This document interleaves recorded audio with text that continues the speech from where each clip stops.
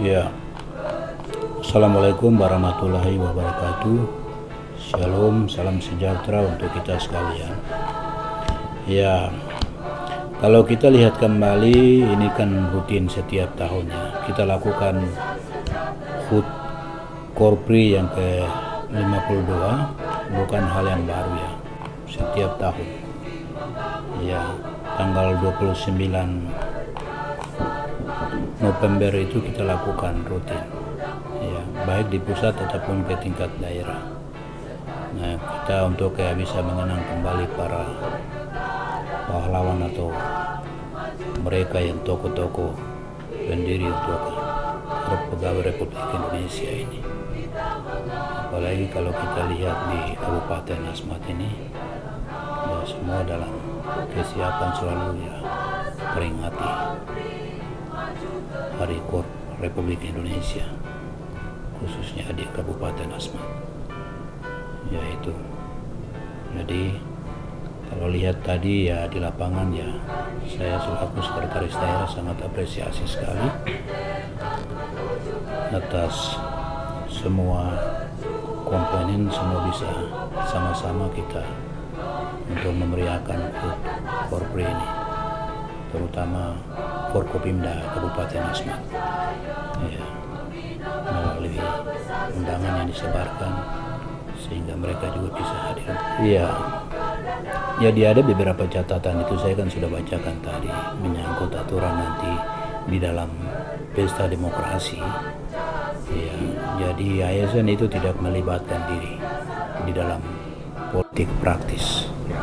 Ya, untuk ya kita siasati sama-sama. Karena ini berbicara aturan dalam bentuk apapun itu tidak diperbolehkan. Ya, jadi kita ada punya batasan-batasan kerja. Ya cukuplah kita sebagai aparatur sipil negara, tugas kita jelas. Ya, kecuali bagi mereka yang dulunya ASN atau sudah pensiun, itu tidak apa-apa. Tapi kita yang masih kerja proaktif, berarti kita dibatasi oleh aturan. Sehingga itu tidak diperbolehkan untuk melibatkan dalam politik praktis dalam bentuk apapun. Di dalam pelaksanaan pesta demokrasi, jadi di situ ada pemilihan legislatif, baik itu kabupaten ataupun DPRD provinsi, DPRD RI, terus DPD RI. Nah ini yang kita hati-hati. Terus nanti kan ada pelaksanaan pemilihan presiden, terusan wakil presiden di Republik ini. Ya, jadi di dalam pelaksanaan pemilihan presiden nanti itu, ya kita di situ tidak ada kelompok-kelompok. Ya. Tetapi itu hak pilih itu kepada kita. Ya. Semua kita sebagai warga negara yang baik, punya kesadaran rasa memiliki. Ya. Jadi terus nanti kan itu nanti ada pemilihan gubernur lagi. Ya, pokoknya tahun depan ini gubernur, terus wakil gubernur, terus ada wali kota, terus nanti ada bupati dan wakil bupati.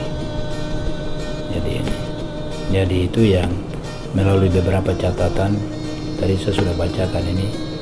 Jadi saya sampaikan lagi, tidak diwajibkan ikut-ikutan sebagai aparatur sipil negara dalam bentuk politik praktis di tahun 2024 pada tanggal 14 Februari. Jadi gitu. Ya, mungkin Bapak biasanya saya lihat Bapak ke UPD untuk melakukan sidat ya Bapak ya. Mungkin hasil dari sidat itu tingkat kedisiplinan ASN di Kabupaten Asmat ini seperti apa? Kalau saya lakukan itu kenapa ya? Karena selama ini kita lihat banding ya, kalau dulu kepemimpinan periode yang pertama itu kan sekda itu kan Bartol Bokrojas. Ya. Jadi itu bukan ukuran bagi saya. Biarlah itu periode pertama. Kalau yang periode yang sekarang ini saya lakukan itu pendekatan dengan organisasi perangkat daerah, dinas badan kantor. Jadi kita lihat pegawai itu kira-kira itu setiap pagi itu ada aktivitas, tidak begitu. Jadi ini yang kita lihat. Tapi itu kadang-kala kebanyakan pegawai itu suka bermain itu HP. Ya di situ ada main game. Ya itu yang bagaimana untuk dia mempercayakan diri, bagaimana dia bisa bekerja. Apa yang ada petunjuk dari pimpinannya. Kalau selalu ada main-main yang tidak sesuai, nanti orang tidak kerja dan tidak proaktif. Nah itu yang saya harus sampaikan melalui sidak itu pendekatan. Terus saya bisa lihat itu. Terus di dalam itu pegawai kekuatannya itu berapa. Ya itu menjadi catatan, menjadi data untuk sekretaris daerah. Supaya mungkin melalui pengangkatan kalau ke depan Tuhan sayang di 2024 supaya itu kita bisa terisi. Ya. Dan dalam beberapa bulan ini, tahun terakhir ini, beberapa bulan terakhir ini kita ada kesiapan untuk pengisian untuk kekosongan itu. Ada beberapa tempat melalui sidak itu, hasil ini kan saya sudah laporkan kembali ke Pak Bupati dan Wakil Bupati. Ya, jadi Tuhan sebelum akhir tutup tahun pasti itu ada lakukan nanti. Ya, Bapak terkait sanksi, mungkin ada ASN yang tidak mungkin disiplin dan tidak bekerja sama sekali. Nah, kira-kira sanksi ini seperti apa itu? Ya itu ada beberapa catatan, ada sanksi, ada surat yang sudah dikeluarkan. Tapi jangan pegawai itu dia makan tahun. Ya. Kalau yang pertama itu ya harus berupa surat panggilan. Surat panggilan pertama, terus kedua, jangan sampai tiga kali itu lewat batas. Berarti ujung-ujungnya itu tetap gaji atau beban kerja itu ditahan. Nanti kalau pegawai yang bersangkutan kalau dia sudah aktif kembali tugas melaksanakan, baru nanti lihat proses selanjutnya nanti. Mungkin ada kebijakan. Nanti kan hasilnya ini kita laporkan ke pimpinan daerah dan wakil pimpinan daerah. Jadi begitu. Kalau pimpinan daerah ada kebijakan karena dia sudah aktif kembali tugas, ya itu bisa dibayarkan. Iya. Tapi ada jaminan, ada kekuatan hukum untuk dia bisa itu. Ya, tapi tidak semaunya kita hanya bayar begitu saja. Iya. Tapi saya yakin dan besar percaya pasti ke depan ASN yang ada seperti itu pasti ada perubahan-perubahan. Ya melalui pembinaan, pendekatan, yang bersangkutan mungkin dipanggil, ada pencerahan-pencerahan supaya dia bisa bangun komitmen kerja yang baik ke depan bagaimana untuk dia bisa mengikuti kerja-kerja selanjutnya.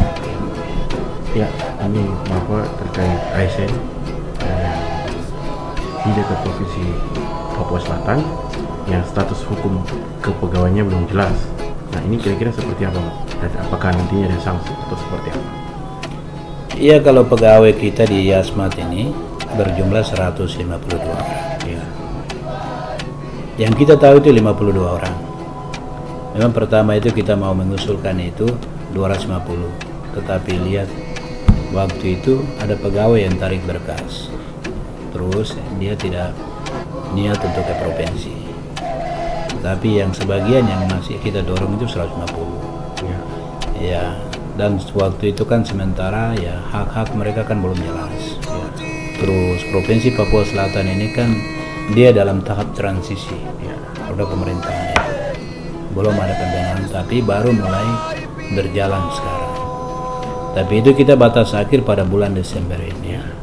Ada kemarin ada surat itu saya sempat tanda tangan itu, ada di poin ketiga itu. Jadi batas terakhir itu tanggal 31 Desember kalau tidak salah, itu akhir. Tidak sampai ke tahun 2024. Ya. Jadi Pemda Kabupaten Asmat ini tidak boleh ada sanksi. Ya. Tidak boleh ada teguran dari pusat. Jadi anggaplah Provinsi Papua Selatan ini itu adalah program pemerintah pusat. Ya, terutama daerah Provinsi Papua Selatan ini itu keluhan masyarakat sehingga ada provinsi ini. Ya, tapi saya yakin besar percaya ke depan semua apa yang kebutuhan daripada aparatur sipil negara itu pasti akan terpenuhi. Ya. Nah itu kita bisa lihat contoh kembali. Waktu kalau mama kita lahir atau ibu kita lahir itu, ya kita tidak mungkin langsung jalan. Ya itu ada dalam tahap proses toh, menyusu ya oleh seorang ibu.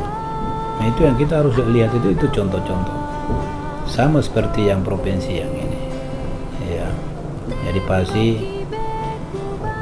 kami 4 kabupaten ini ya itu banyak kebijakan untuk kesejahteraan masalah ASN yang kita dorong di Provinsi Papua Selatan itu. Ya, Bapak di hari ke-20 ini mungkin harapan untuk ASN di Kabupaten Asmat seperti apa? Bagaimana? Di hari ke-20 ini tuh Bapak, harapan untuk ASN ke depannya di Kabupaten Asmat ini seperti apa? Kalau harapan untuk ke depan ya pasti ada peningkatan. Ya. Mungkin tahun ini kita lakukan tidak seperti tahun depan, nanti kita lihat. Pasti perubahan, ada peningkatan nanti. Ya itu harapan-harapan. Tapi yang penting komitmen dan kebersamaan kita. Tanpa ada dukungan, saya pikir tidak bisa kita lakukan seperti apa yang kita lakukan hari ini.